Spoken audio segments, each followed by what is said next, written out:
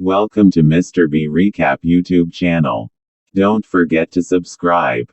After a devastating battle with a supervillain that causes collateral damage, the superheroes are legalized. In order to meet their family's financial needs, Bob and Helen take up a job at a telecommunications company. Not knowing the scheme behind the offer, the Incredibles are forced to fight other superheroes. What will happen to them? Let's find out in the movie. In an interrogation room, Agent Rick Dicker is questioning Tony Reidinger about the Underminer incident. According to Tony, after he asked his classmate Violet out on a movie date, a supervillain named Underminer attacked the city. As Bob and Helen fought Underminer, Dash checked the perimeter while Violet was left to babysit Jack Jack. Upset, Violet threw down her mask and Tony saw her when he was about to escape. Violet tried to explain, but Tony ran away. But realizing that he had nothing to be afraid of, Tony felt bad for running away. Afterward, Agent Dicker shoots a plunger-like thing at Tony's head to erase his memory of Violet being a superhero. The scene changes to the Underminer incident that Tony is talking about. Bob is clinging onto Underminer's drilling vehicle. Underminer blows up the underground, causing different establishments, including the bank, to collapse. When the supervillain starts collecting money from the bank's vault, Bob finally catches up to him. However, Bob gets sucked by Underminer's huge suction machine. Their fight causes them to damage the vehicle's control system. He goes inside the container of money, and the container transforms into a smaller drilling vehicle. As the Underminer escapes, Bob tries to stop the vehicle. However, the huge driller bursts out of the ground. Bob informs Helen of the situation when the driller hits a railway. Luckily, Lucius arrives in time and creates a path made of ice to lead the train to safety. Dash and Violet make sure that the civilians are out of harm's way. On the other hand, the vehicle is unstoppable and it is currently heading to the city hall. Helen and Bob try to stop it from inside. Lucius also freezes the driller's tank thread and creates a stack of ice to prevent the vehicle from destroying the city hall. Meanwhile, Violet, Dash, and Jack Jack follow their parents in the vehicle. As the driller's machine blows up, Violet creates a shield to protect her family. Shortly after, the cops arrive and the Incredibles are cornered. Fortunately, Lucius manages to escape, but a driver catches up to him, asking if he wants to change the law that illegalizes superheroes. Lucius gets interested in the man's proposal and accepts it readily. In the news, the reporter states that the superheroes' battle with Underminer has caused massive collateral damage. On their way to a motel, Violet tells her father about Tony seeing her without her mask. Afterward, Bob tells Agent Dicker about Violet and Tony's situation. This leads to Agent Dicker to erase Tony's memory of Violet being a superhero. Before they leave, Agent Dicker informs Bob and Helen that the superhero program has been shut down. The collateral damage caused by their previous battle became a perfect excuse for politicians to scrap the program. It turns out that the politicians already had their eyes on the superheroes for a long time. Bob and Helen thank Agent Dicker for everything he has done for them. While eating, the family talks about their arrangements and their whole superhero thing. Violet and Dash are not happy with just doing the minor stuff, especially Violet, who's always left babysitting Jack Jack. But Bob and Helen point out that they are not yet old enough to deal directly with the supervillains. Violet and Dash insist that they want to use their powers for good. While Bob agrees to them, Helen does not. The husband and wife start to argue about the illegalization of superheroes. Helen says that they should follow the law, regardless if it is fair or not. But Bob argues that they should not follow unfair laws. The family conversation ends with them settling to follow the law. Afterward, Bob and Helen talk about the future of their family now that they cannot do superhero stuff anymore. Helen remembers the time when Bob was working and how he hated every minute of it. She suggests that it is her time to look for a job while Bob can take care of the kids. Their conversation is interrupted when they hear something from a distance, but it just turns out to be Lucius. Lucius invites them to stay in his house when the family checks out of the motel. Helen declines, saying that they don't want to bother Lucius and his wife Honey with such a big family. Lucius still keeps the offer for them to take whenever they want. Then, he shows them a business card of a man named Winston Dever. Lucius already did a background check on the man, who trained under Agent Dicker, so he is all good in legend. According to Lucius, Winston wants to talk to Bob, Helen, and himself about superhero stuff. Helen is skeptical about the invitation, but Bob suggests that they should at least hear what Winston wants to say. Before going, Lucius reminds them to wear their old supersuit because Winston is a nostalgic man. As Bob and Helen say goodnight to their children, Violet notices that they are wearing their supersuits. As they arrive in DETCH, they are greeted by Winston, who's very excited. A woman then arrives and Winston introduces her as Evelyn, his sister. Shortly after, Winston shows the three a portrait of his father. According to Winston, his father was a top supporter of superheroes, and when they were illegalized, Winston's father was saddened. Evelyn butts in and says that their father believed that the world would become more dangerous without superheroes. She adds that their father was killed when some robbers broke into their house and there were no superheroes to call on. A few months later, their mother also died because of heartbreak. After their parents' death, Winston and Evelyn are forced to run their father's company. Luckily, they managed to make it into a world-class telecommunications company with Evelyn as the designer and Winston as the operator. Winston believes that they are in the position to make some wrong things right. At the beginning of the meeting, Winston shows them the aftermath of their battle with Underminer. He says that people only see what the politicians want them to see, which is destruction. But the civilians did not see how hard it was for the superheroes to save as many people as they can and apprehend the supervillain. Winston points out that people lack perception from the hero's point of view. In this regard, the siblings offer Bob, Helen, and Lucius to record them doing superhero stuff to regain people's trust. By putting tiny cameras into their super suits, they can show people how heroes truly work. The three are delighted to accept Winston's offer, especially Bob. However, for the first mission, Winston assigns Helen to the work. Hearing this, Bob is kind of upset. Winston then points out that if they want to launch a perfect program, they need to minimize collateral damage. When asked if she agrees to the plan, Helen cannot come up with an answer just yet. Back in the motel, Bob and Helen talk about the offer of the Devers. Bob says that Helen needs to do it so they can change the law that illegalizes superheroes. Furthermore, their children will have the freedom to use their powers, allowing them to decide whether they truly want to be superheroes or not. Helen notices Bob's frustration and realizes that it is actually him who wants to be a superhero again. Bob admits it, but he also points out that they have no other options. Helen still worries about the children, but Bob assures her that he will take care of them. After accepting Winston's offer, the family moves into one of his properties the next day. After a while, Helen changes into her new suit, but she feels uncomfortable with the dark color. Upon seeing her new suit, Bob is kind of relieved that he is not the first choice for the mission because he doesn't want to get scolded by E, who was the original designer of their super suits. Bob gives her a note from Evelyn that says there is an accessory for Helen in the garage. There, she sees a new electric elasticycle made for her. When Helen is doing superhero duties, Bob is fighting off math homework and daddy duties. Meanwhile, Helen is watching over the mayor's speech on the ribbon cutting of New Urbam's new hover train. She asks Winston if the police will be okay with their arrangements, to which he answers yes. Remembering the incident with Underminer, Evelyn points out that if Helen had dealt with the supervillain alone, the outcome would have been different. Everything is going smoothly at the event until the hover train goes the wrong way. Helen quickly chases after it and manages to get on top of the train. She slams the glass to call the driver's attention, but the driver is weirdly just staring into nothingness. Luckily, Helen manages to stop the train before it falls off the last constructed track. She immediately goes to talk to the driver, but as the driver returns to consciousness, a message appears on the screen welcoming Elastigirl back. The message is from someone named Screenslaver. Meanwhile at home, after putting Jack to sleep, Bob sees Violet sulking in the corner. He tries to talk to her, but she wants to be alone. He then hears the TV turn on and sees that Jack is up again. After a while, when Bob falls asleep, Jack sees a raccoon who looks like the robber in the TV show. While fighting the raccoon, Jack manifests different superpowers. The commotion finally wakes up Bob, and he is so happy to see that his baby also got powers. At this time, Helen calls home, asking how everything is going, but Bob lies about it. He then asks Helen about the mission, to which she answers that it went great. Turning on the TV, Bob watches on different news channels reporting how Helen saved the day. He feels frustrated that he's not doing well at home. Wanting to do better, he studies Dash's math assignment overnight. The next day, Bob wakes Dash early so he can help him study before Dash's test. At school, Violet talks to Tony about their supposed date, but Tony can't remember Violet at all. Going back to Helen, she is now being interviewed about legalizing superheroes again. Suddenly, the host expression and tone go blank. Through the hypnotized host, Screenslaver says he is going to hijack the ambassador's chopper. Helen quickly runs to the nearest window and stretches her way onto one of the choppers. She breaks the monitor in the cockpit and then saves all the people in the chopper, including the ambassador. Back at home, Violet rants about Tony forgetting about her after seeing her in her suit.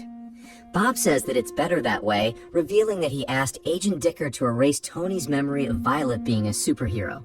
But it turns out that it made Tony completely forget about Violet. Going back to Helen, she witnesses a protest in support of her and other superheroes. When she is interacting with a child protester, the child shows Helen the sign that says Screenslaver is still out there. Helen talks to Winston about Screenslaver, saying that she's frustrated because they haven't caught the supervillain yet. Winston says she doesn't need to worry a lot about Screenslaver. What's important is that they are getting the results they initially planned to get. He then leads Helen to a room where other superheroes are waiting. These superheroes are all inspired by Helen, who came out of the shadows. They have a mini get-together celebration. Afterward, Helen and Evelyn have a conversation about them being overshadowed by their male counterparts. However, Evelyn insists that she chose to work behind the scenes. But Helen, who is always doing a good job, is still overshadowed by Bob. Then she suddenly comes up with an idea to capture Screenslaver. Helen asks for Evelyn's help, and they plan to stage an interview. When Screenslaver hacks into their signal, they will lock onto him and trace its origin. The next day, Bob calls Dicker and asks for his help with Tony. After knowing where Tony works part-time, Bob drives the kids to that place. Not knowing what her father has done, Violet is surprised when she sees Tony working as a waiter there. Bob tries to be a wingman for his daughter and Tony, but Violet feels ashamed and excuses herself. Later that night, the interview with Helen takes place, and as expected, Screenslaver interrupts the program. Helen manages to lock on the supervillain's location and immediately goes there. She finds the blueprint of both the hover train and chopper that were attacked before in the villain's hideout. Unfortunately, Helen is trapped by Screenslaver inside a room glowing with hypnotizing spirals. She is forced to fight with her eyes closed, but she's still winning over Screenslaver. The supervillain tries to escape after triggering a bomb in his apartment. When Helen catches him, the bomb explodes, burning all the evidence in the apartment. She unmasks the villain, but the man behind the mask suddenly forgets what happened. Meanwhile, Bob sees on a TV that his old car, the Incredibile, is currently at auction. He quickly looks for the remote of his car, but he realizes that if he steals his car back, Helen will be distracted. To make his situation worse, Violet and Dash also discover that Jack has powers. As they bombard him with questions, Bob finally loses his cool. He is very frustrated with himself for doing a mediocre job as a father, clearly not living up to his moniker Mr. Incredible. After seeing her father's situation, Violet calls Lucius for help. Knowing Jack's condition, Lucius suggests that Bob needs to ask someone for help. Bob then goes to E to develop a suit to regulate Jack's powers. He suggests leaving Jack to E for the night so she can study him. Edna declines at first, but after seeing Jack's powers, she changes her mind. On the other hand, Helen is celebrating with the Devers after catching Screenslaver, and the superheroes are legalized again. Winston announces that they will gather superheroes and world leaders in a yacht for a televised signing ceremony. After a while, Helen notices something strange from the feed of her fight with Screenslaver. Back at home, Bob apologizes to Violet about Tony forgetting about her, saying that he just wants to be a good dad. Violet is touched and she embraces her father, assuring him that he's not just a good father, but a super one. Going back to Helen, she's rewatching the video of her fight with Screenslaver when Evelyn shows up for a drink. Helen continues what she's doing and she finds that her camera feed is connected to one of Screenslaver's monitors. She then realizes that the man they caught is innocent and is only controlled by a screen attached to the mask. That is when Evelyn suddenly shoves the goggles into Helen's eyes to hypnotize and control her. It turns out that Evelyn is the real Screenslaver. The next day, after getting a well-deserved 17 hours of sleep, Bob picks up Jack from E. E reveals to Bob that Jack is a polymorph. That's why he has many superpowers. Showing him a demonstration of Jack's powers, Edna gives Bob a tracker to monitor the baby's power. The scene changes back to Helen, who now is tied up in a freezing room which can limit her stretching abilities. Evelyn reveals that she holds resentment against the superheroes for the death of her parents. She plans to sabotage the ceremony to tarnish the reputation of all superheroes, making them illegalized forever. Meanwhile, while Bob is having fun demonstrating Jack's powers to Violet and Dash, Evelyn calls him. She asks him to go to the yacht because Helen is in trouble. After the call, Bob immediately rushes there. Seeing Bob all suited up, Violet orders Dash to suit up as well. However, some hypnotized superheroes show up at the door. At this time, Lucius arrives to stop the heroes from taking the kids. A battle takes place, but Lucius and the kids are not the match for them. Luckily, the Incredible comes in the clutch after Dash activates it. However, the hypnotized heroes manage to put on a pair of goggles on Lucius. Then, the children escape immediately. The scene changes to Bob's meeting with Evelyn. She leads him to a room where Helen ambushes him. Bob doesn't want to fight Helen, so she manages to put on a pair of goggles on him when they kiss. Now Evelyn finally has full control of two strongest superheroes. At this time, the children follow the ship using the Incredible. Violet uses her invisibility to search for her parents while Dash babysits Jack-Jack. But Jack-Jack wanders off, leaving Dash alone. Violet is also spotted by a hypnotized hero named Void. After defeating Void, she immediately returns to Dash, only to find out that Jack-Jack is missing. After a while, Violet and Dash manage to find Jack-Jack, but they are spotted by the hypnotized heroes. Being chased by them, the kids choose to hide an event. Then all of a sudden, Jack-Jack suddenly goes large and pins down the hypnotized superheroes. Jack-Jack runs away afterward. Meanwhile, Bob, Helen, and Lucius come to the signing room. After completing the signing of the superhero accords, Evelyn begins the phase 2 of the mission. She makes Bob, Helen, and Lucius talk bad about the civilians, saying that they won't help clean the public's mess anymore. Furthermore, they hijack the ship. At this time, Violet, Dash, and Jack-Jack show up, and the baby telekinetically removes Helen's goggles. Regaining back her consciousness, Helen fights Bob and Lucius and removes their goggles. Evelyn then orders other hypnotized heroes to fight the Incredibles and Lucius. One by one, the superheroes remove the goggles from the hypnotized heroes as well. Seeing this, Evelyn takes Winston and tries to escape. Helen and Void come after them, while Bob goes to shut down the engine. Realizing what his sister has done, Winston jumps back to the ship. At this time, Void opens up a portal inside Evelyn's jet. But Evelyn flies the jet so high that Helen starts to lose oxygen. Bob and Lucius try their best to turn around the ship before it crashes into the city. Back on the jet, Helen shoots a flare gun at Evelyn's oxygen tank, causing her to fly out of the jet. She then immediately turns the jet around and stretches her way to catch Evelyn. Meanwhile, Winston breaks the monitor that hypnotizes the delegates of the ceremony, and Bob and Lucius manage to turn the ship at the last second. Lucius then stops the ship's momentum by creating a massive ice wall, preventing the ship from crashing into a building. Winston thanks Helen for saving his sister, who is then arrested. At last, the legal status of superheroes is restored. A few days later, Violet finally has the courage to reintroduce herself to Tony. The two decide to go on a movie date with Violet's whole family.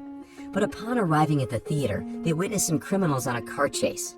After looking at each other, they drops Tony at the theater as Violet promises him that she'll be back.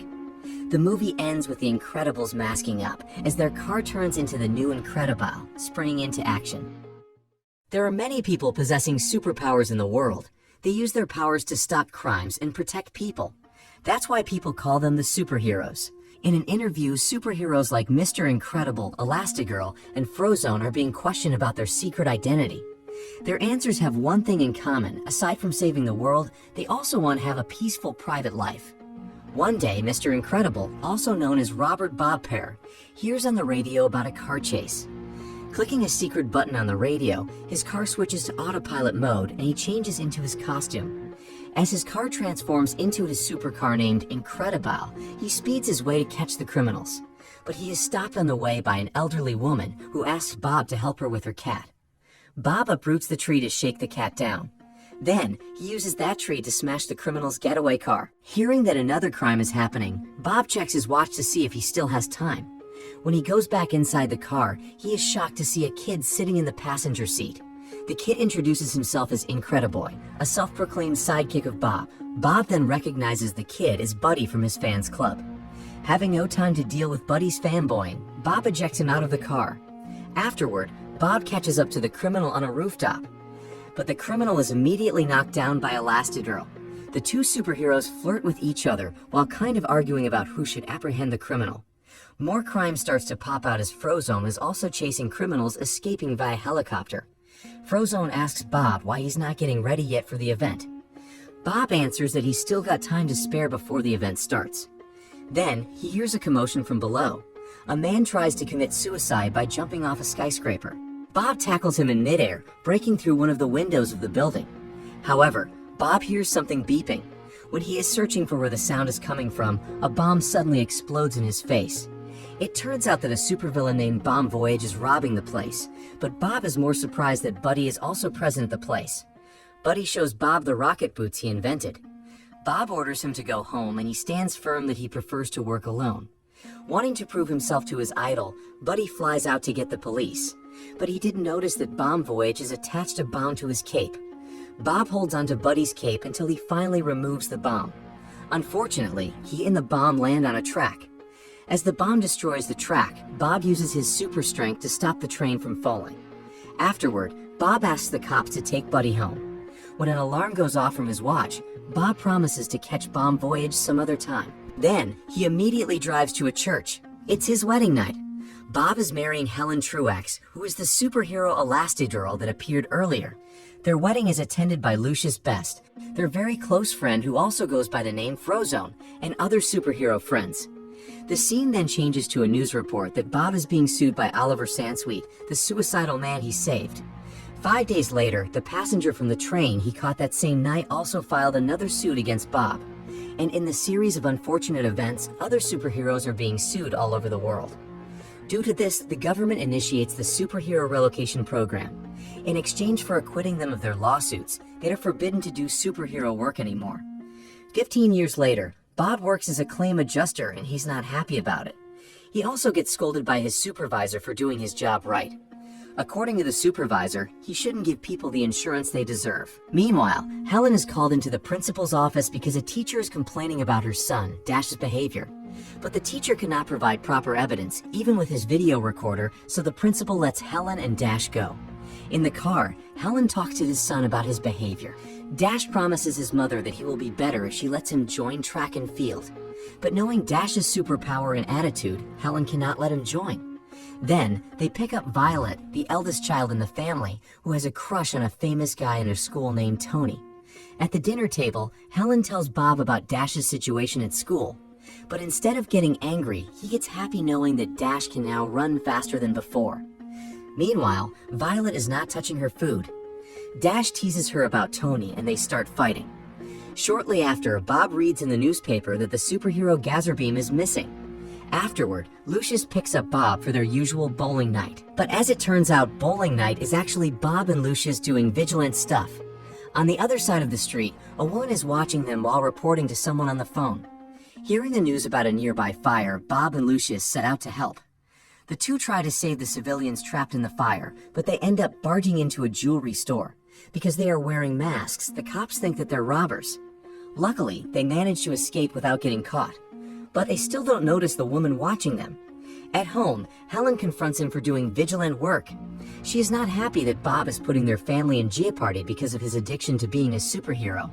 The next day, Bob's supervisor scolds him for helping customers to know the loophole in their insurance policy. Having enough of his supervisor's unjust attitude, Bob loses his cool. He throws the supervisor outside of the office, badly injuring him. Agent Rick Dicker, a government agent, helps Bob get out of trouble. At home, Bob notices an envelope when he is emptying his briefcase. Inside is a tablet that scans his face in the whole room. The woman from earlier, who introduces herself as Mirage, appears on the screen. Mirage says that she's part of a secret government organization. She offers Bob a secret mission to shut down a robot called Omnidroid on an island named Nomanison. If he accepts the offer, he will be paid triple his current salary. Seeing a chance to relive his glory days, Bob accepts the offer. He then tells Helen that he will be going out of town for a company conference, lying about the secret mission given to him. The scene changes to Mirage briefing Bob about the Omnidroid. According to Mirage, Omnidroid's AI system gets too intelligent and starts to rebel against them. His mission is to shut it down without destroying it. Afterward, they airdrop Bob to the island. After searching for the robot for a long time, he finally comes face to face with it. As stated, it's a learning robot, so Bob has a hard time fighting it. But he still manages to defeat it by entering the robot, causing the Omnidroid to attack itself while trying to reach him. He doesn't know that he is being watched by Mirage and a mysterious man. The man is impressed with Bob. At dinner, Bob asks who his employer is, but Mirage says that her boss likes to stay anonymous. After that, Bob gets home and spends his time happily with his family. Their life is getting better, thanks to his work for Mirage and her boss. Bob also starts training again to regain his shape. The scene changes to Bob going to the place of Edna Mode, also known as E. E is the designer and creator of the super suits for superheroes. Bob initially just wants to repair his suit, but E says he needs a new one. After thinking about it, Bob says he wants a cape. However, E enumerates all the horrible things that happen to all the superheroes that have capes. In the end, E settles for a new costume without a cape, and she will also fix Bob's old suit. Later that day, when Helen is fixing Bob's closet, a phone suddenly rings and Bob immediately tells Helen that he will answer it. But Helen also picks up the phone and listens to Bob's conversation with Mirage. The part of the conversation she hears sounds like Bob is having an affair. Helen tries to confront him, but Bob says he's just going to another conference. Gearing up in his new red suit, Bob goes back to No Manison. Meanwhile, Helen notices the patch on Bob's old suit when she is cleaning the house. She then calls E to ask about it. E then orders Helen to go to her place immediately. Going back to Bob, he goes to the conference room where he is supposed to be briefed for his next mission. Suddenly, another Omnidroid attacks him, but this Omnidroid is bigger and better than the previous one he encountered. A man also shows up and reveals himself to be Syndrome, previously known as Buddy. After the incident 15 years ago, Buddy scrapped the idea of being Bob's sidekick. Carrying hatred against his old idol, Buddy turns into a villain named Syndrome. He becomes a genius inventor that creates the Omnidroids. He also created a technology called zero-point energy that allows him to immobilize someone's movements by shooting a laser at them. Buddy uses it to thrash Bob around. Bob tries to escape by jumping off the falls, but Buddy drops a bomb in the water, causing Bob to be splashed out on a cave. There, he discovers Gazerbeam's corpse. Following where the corpse is looking, Bob reads the word Kronos. He then hides behind the corpse as a scanner enters the cave. Unable to scan him, the device returns to Buddy, reporting that Bob is already terminated. Meanwhile, he shows Helen the super suits she made for her and her children. He demonstrates all the technologies and features that each costume has.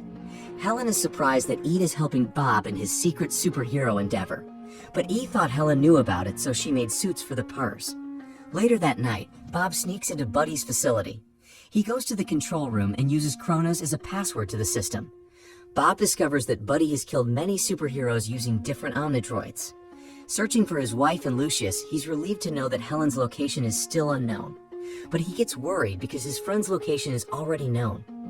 Then, he finds out that Buddy plans to send the Omnidroid to the city in about 8 hours.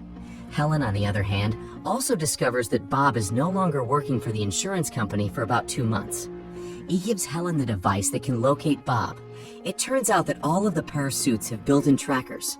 However, as soon as Helen opens the tracking device, Bob's suit starts beeping, activating the security system of the place.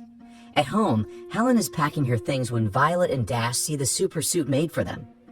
Dash quickly tries his suit on and hands over Violet's suit to her. Helen then shoves them out of the room and calls a friend for a ride. The scene changes back to Bob, who's now captured by Buddy.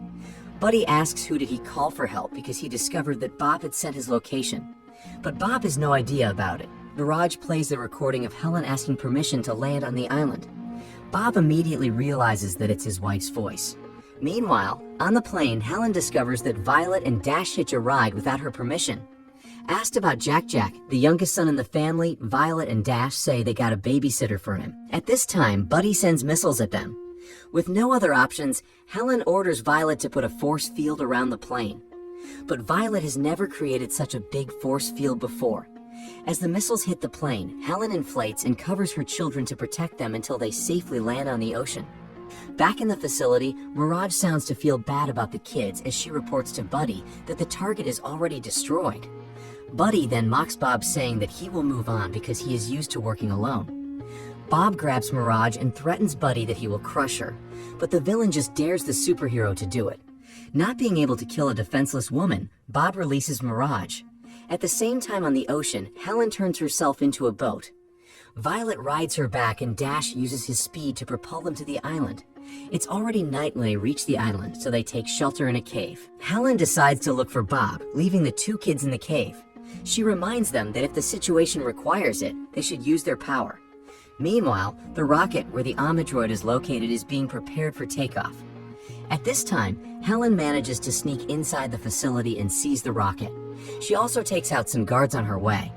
Back in the cave, Violet is trying to practice her superpowers when Dash goes out to look around the cave. As Buddy launches the rocket, the blast goes through the cave where the kids are.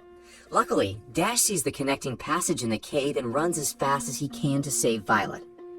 When the sun rises, one of the robotic birds that serve as the surveillance camera on the island spots Violet and Dash. It quickly alerts the control room and the guards immediately go after them. On the other side of the facility, Mirage frees Bob, but he grabs Mirage's neck, angry about his family's death. Mirage reveals to him that his family survived and is currently on the island. Bob hugs Mirage in happiness, not knowing that Helen is watching them. Helen misreads the situation and punches Mirage, thinking that Bob is cheating on her. Bob pulls Helen for a kiss and explains that it is just a misunderstanding. When asked about the kids, Mirage says that their kids might have triggered the alarm. Bob and Helen immediately go their way to find her kids. In the jungle, the kids get cornered. Violet turns invisible while Dash runs as fast as he can to escape. As he outruns the guards, he manages to take out some of them. Dash also discovers that he can run on water as long as he's going fast enough. While looking for their kids, Bob apologizes to Helen for everything he lied about. Violet, on the other hand, is struggling to fight a soldier. Luckily, Dash helps her out, but the soldier manages to get a clear shot at Dash. Violet then jumps in the way, creating a force field to protect her brother. Dash uses the force field as a rolling ball and runs through the jungle until they run into Bob and Helen. Together, they fight the guards chasing them, but their fun is cut short when Buddy arrives and immobilizes them. Afterward, he takes them back to the facility, making them watch the news about the aircraft where the Omnidroid is. It has already landed in the city. Buddy plans to release the robot to wreak havoc in the city. Then, he will arrive to beat the robot, portraying himself as the best superhero. The Omnidroid has been activated and the family watches the robot destroying the military. Feeling guilty, Bob apologizes to his family for putting them in danger, not noticing that Violet has already gotten out of restraint. She then frees her family and they go after Buddy altogether. Mirage sees them on the security camera and helps them use the rocket to get back to the mainland. Meanwhile, Lucius sees the Omnidroid and quickly asks for his super suit. As the Omnidroid thrashes the city, Buddy arrives and pretends to save the day. But as stated earlier, Omnidroid is a learning machine. The robot sees that Buddy's armband is the remote control. So the Omnidroid shoots it and Buddy immediately flies away. The family then arrives in the city. Bob wants to face the robot alone, afraid that he might lose Helen. But his wife says that they should beat the robot together. The Omnidroid suddenly attacks the kids. Luckily, Violet shields herself and her brother, but she faints as the robot crashes her barrier. Bob attacks the robot while Helen helps the kids get away. After ensuring the safety of Violet and Dash, Bob and Helen engage in battle with the Omnidroid. Lucius also arrives to help them. Bob sees Buddy's armband and picks it up, but the robot immediately attacks him. Dash shouts to his father to throw it, and he quickly runs to catch it. The superheroes work together to prevent the Omnidroid from destroying the remote. Then Violet gets a hand on the remote, but they can't find the right key to shut it down. Bob remembers the time when he beat the old Omnidroid before.